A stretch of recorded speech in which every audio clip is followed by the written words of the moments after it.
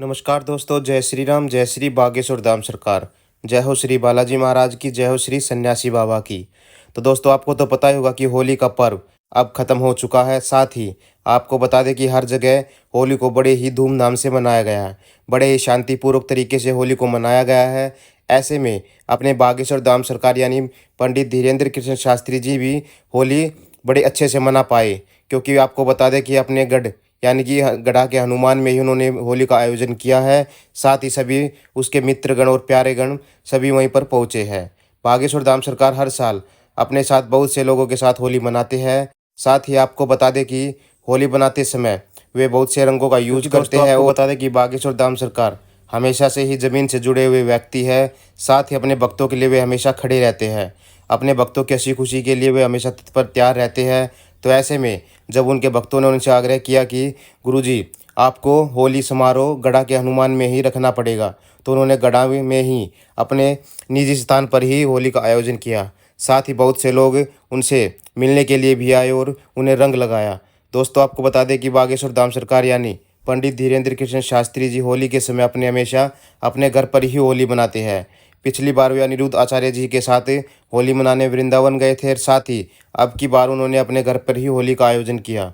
बहुत से लोग उनसे मिलने भी आए, रंग लगाया, गुलाल लगाया और खाना खाकर चले गए। और साथ ही आगे आपको बता दें कि बागेश्वर धाम सरकार ने अपने एक भक्त को स्टेज पर चढ़ाया। साथ ही आप चौंक जाएंगे कि उसकी उम्र 80 साल थी। उसके साथ होली खेली, उसके साथ नाच गाना किया।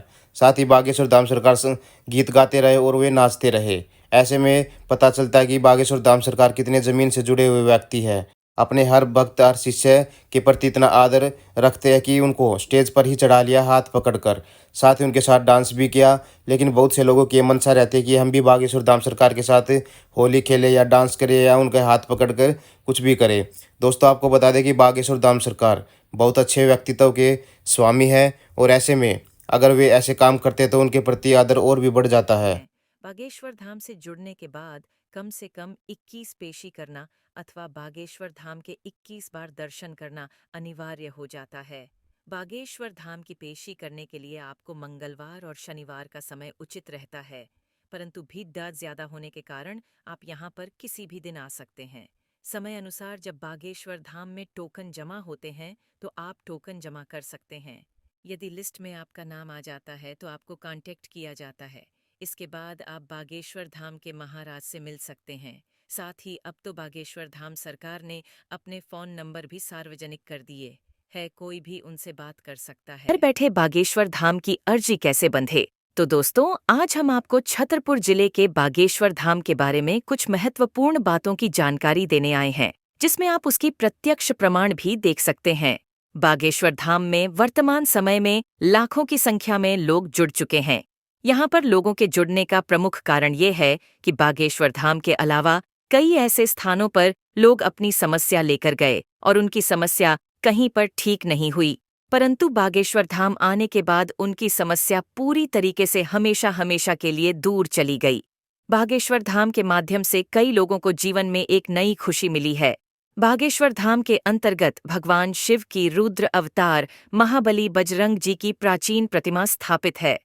प्राचीन काल से ही यहाँ पर परम पूज्य आचार्य श्री धीरेन्द्र कृष्ण जी महाराज के दादाजी यहाँ पर दिव्य दरबार का आयोजन किया करते थे और लोगों की समस्याओं को पर्चे पर बिना बताए जाहिर कर दिया करते थे। शाह आचार्य श्री धीरेन्द्र कृष्ण जी महाराज के दादाजी के द्वारा दिया गया आशीर्वाद कभी खाली नहीं जाता था। ठीक उसी प्रकार आज उनके परम सत्य धीरेन्द्र कृष्ण जी महाराज के द्वारा दिया गया आशीर्वाद भी खाली नहीं जाता। तो चलिए अब बात करते हैं आखिर घर बैठे अर्जी कैसे लगानी है और कौन से मंत्र का जाप करना है। तो सबसे पहले आपको अपना नारियल लेना है और इस मंत्र का जाप करना है। हे बागेश्वर धाम प्रभु, हे बालाजी महाराज, हे सन्यासी बाबा, हे गुरुदेव भगवान, हे कलयुग के राजा, हमारी अर्जी स्वीकार करो, हमारी अर्जी स्वीकार करो। हे बागेश्वर बालाजी, आजीवन पर्यंत आपके चरणों से, आपके धाम से हम जुड़े रहेंगे, हम आते रहेंगे, परंतु हमारी अर्जी स्वीकार करो। जो भी प्रेत बाधा, तंत्र बाधा, रोग संकट आदि व्याधि हो, उसका निवारण करो। आपकी जय हो, आपकी जय हो। हे सन्यासी बाबा की सेना, तत्क्षण हमारी अर्जी स्वीकार करो। हे सन्यासी बाबा, हे दिव्य दरबार, हे बागेश्वर धाम की शक्तियां, हम पर कृपा करो, हम पर कृपा करो, हम पर कृपा करो। इस मंत्र को बोलने के बाद आपकी जो भी अर्जी हो, 2 या 3 प्रश्न बोल दें। जिन भक्तों का पर्चा नहीं बन पाया है, इस प्रयोग को आप लोग करेंगे और मंगल की पेशी करेंगे। महीने में 1 बार, 2 महीने में 1 बार, 5 महीने में, 6 महीने में 1 बार, साल भर में 1 बार धाम पर जाकर पेशी कर सकते हैं। 11 पेशी या 21 पेशी का संकल्प ले सकते हैं। जब काम सफल हो जाए, जो मनोकामना आप बागेश्वर धाम सरकार से बोल रहे हैं, वह पूर्ण हो जाए, तो इसी नारियल को ले जाकर के बालाजी के चरणों में बांध देना है। 5 कन्या भोज या 11 कन्या भोज यथाशक्ति अनुसार भंडारा करवा देना है। इसमें कोई संदेह नहीं कि काम सफल ना हो, काम सफल जरूर होगा। और हाँ, इस उपाय को करने के साथ साथ पर्चा बनवाने का भी पूरा प्रयास करें, क्योंकि यदि आपकी अर्जी लग जाएगी तो आपकी समस्या का निवारण स्पष्ट और सार्थक भी हो जाएगा। बागेश्वर धाम में दरबार का हिस्सा बनने के लिए अब लोगों को बहुत इंतजार करना पड़ता है, और जिस पर भगवान की कृपा हो जाती है उसको 1 दिन भी बहुत होता है, क्योंकि अब टोकन से किसी को दरबार में जाने के लिए नहीं मिलता। दरबार में जाने के लिए हर श्रद्धालु हर समय जा सकता है और भगवान के समक्ष अपनी इच्छा को प्रकट कर सकता है।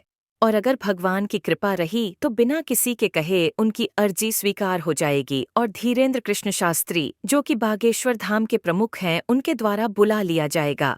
आज के आर्टिकल में हम जानेंगे कि बागेश्वर धाम पर किस तरह से नंबर आता है और कैसे दरबार का हिस्सा बन सकते। टोकन की समस्या हुई खत्म। बागेश्वर धाम पर पहले टोकन लेना पड़ता था, इसके बाद ही दरबार में जाने के लिए मिलता था, और यह टोकन मिलने में कभी किसी को बहुत परेशानी जाती थी और किसी किसी को बहुत ही आसानी से मिल जाता था। टोकन मिलने के बाद किसी का नंबर बहुत जल्दी आ जाता था और किसी का नंबर बहुत ही देर बाद आता था, और कभी कभी दरबार का कार्यक्रम भी निरस्त हो तो जाता। दोस्तों, बागेश्वर धाम सरकार ने अपना होली मिलन समारोह अपने घर पे ही रखा था। बहुत सारे लोग, उसके गांव के लोग भी, जो उनके पुराने यारे प्यारे मित्र थे, वे भी बागेश्वर धाम सरकार पहुंचे उनसे मिलने के लिए, होली खेलने के लिए। दोस्तों, आपको बता दें कि बागेश्वर धाम सरकार के ऊपर बालाजी महाराज की कृपा है, बालाजी महाराज की शक्ति रहती है। तो ऐसे में उन्होंने अपने मिलन समारोह में राम जी के गाने गाए और साथ ही बालाजी महाराज के भी गीत गाए। दोस्तों, आपको बता दें कि बागेश्वर धाम सरकार आजकल अपने घर, अपने गढ़ा के हनुमान में ही रहते हैं और अभी वे जाने वाले हैं अपने दिव्य दरबार के लिए। दोस्तों, आज की वीडियो में बस इतना ही। वीडियो आपको कैसी लगी कमेंट बॉक्स में ज़रूर बताइएगा। साथ ही आपको बता दें कि अगर आप वीडियो को सब्सक्राइब और चैनल को सब्सक्राइब और वीडियो को लाइक और शेयर करते हैं तो बागेश्वर धाम सरकार की कृपा भी आपके ऊपर बनी रहती है। तो ऐसे में आपको बालाजी महाराज की अगर कृपा पानी है तो आप गढ़ा के हनुमान भी जा सकते हैं, साथ ही बागेश्वर धाम सरकार से मिल भी सकते हैं, क्योंकि उन्होंने अनेक प्रकार की सुविधाएं अब आगे कर दी है, जिससे कि आसानी से हम बागेश्वर धाम सरकार से मिल सकते हैं। दोस्तों, जय श्री राम, जय श्री बागेश्वर धाम सरकार।